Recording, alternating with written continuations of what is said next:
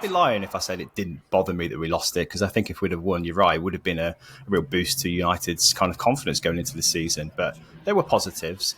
Dave, what positives did you take most out of this game? We created a lot of chances for a start, but any players or anything in the system that seemed to stand out for you and make you feel a bit more positive about the result? I think there were more positives to take from this than I thought there would be. I think the one thing that stood out for me massively was our patterns of play. They were evident, and you could see them, especially in probably two of our best chances. The Amad Diallo, where he tries to lay it across the goal for Mason Mount, and the Marcus Rashford one in the first half, where he obviously hits it first time and it goes way wide of the goal. But the amount of passes that we put together before that goal from one end of the pitch to the other, the transitions themselves were just so much smoother. And it's nice to see that. It seems like there looked to be a bit more of a balance in that team as well. And I don't know if it's any coincidence whether when we play Bruno in that false nine, or we play a false nine rather than just the centre forward, whether it just actually adds a bit more solidity and a bit more balance to our side overall. I thought Diallo really looked good on that right-hand side in the first half particularly.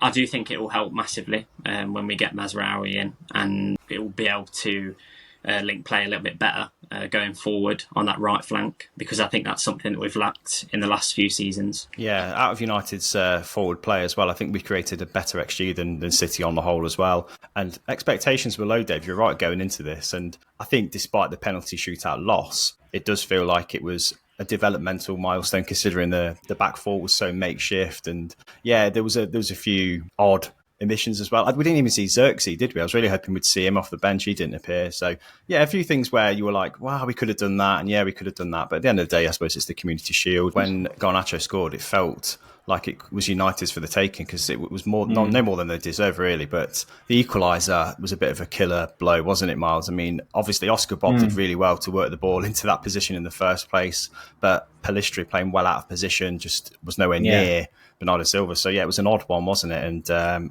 I think that was something that United were never going to recover from once that equaliser went in. Yeah, it was destined to go to penalties at that point. And it's a shame, because actually, for the majority of that second half, United were by far the better side and looked to really be keeping City at bay. And then it shows what it takes, really, doesn't it? It shows the quality that City have, that in one moment they can turn a game on its head like that. And for Bernardo Silva to be scoring a header, like, okay, his ability and his finish, his technique's really good for it, but you shouldn't be letting that happen, really, no matter who you've got on the pitch. It's a funny one, because your defensive options, I know obviously you've had these injuries and it's ruled Yoro out in particular, who you imagine would have featured, but like, where was Harry Mass in this? Because he had an excellent pre-season, didn't he? Yeah. And then you ended up playing Martinez left back out of position, and no kind of youngster with the opportunity to really like kick on from a good pre-season there. I think it was weird. I think with Man City as well doing the same and putting faith in youth, there was literally no excuse for United to not do the same. It wasn't a high-pressure game. It's one of those games that you can afford to lose. So, yeah, why not continue that faith? And, yeah, it's one of a few decisions I think I didn't quite understand on the day.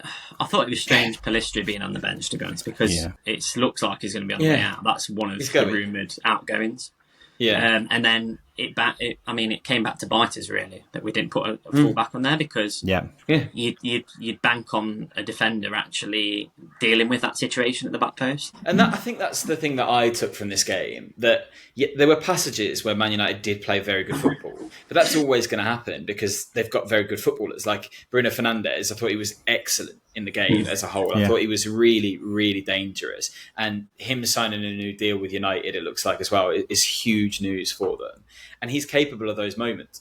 But systemically, I still think the same problems existed, where realistically, you were relying on Rashford to be your source of goals for the majority of the game, and he just lacks that clinical edge at the moment. You brought Garnacho on and immediately it got better. Like he looks so much more effective. But the first game of the season, I have no doubt that it'll be Rashford that starts out on that left, and probably Anthony on the right. If we're honest, it's going to be difficult, isn't it?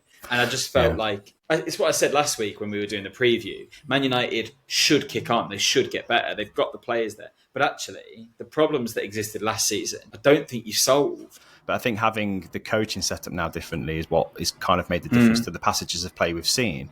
And I am sort of more confident now that there is a bit more of an identity there that we can shape and mould and improve. And as long as the coaching continues, that hopefully will improve. So.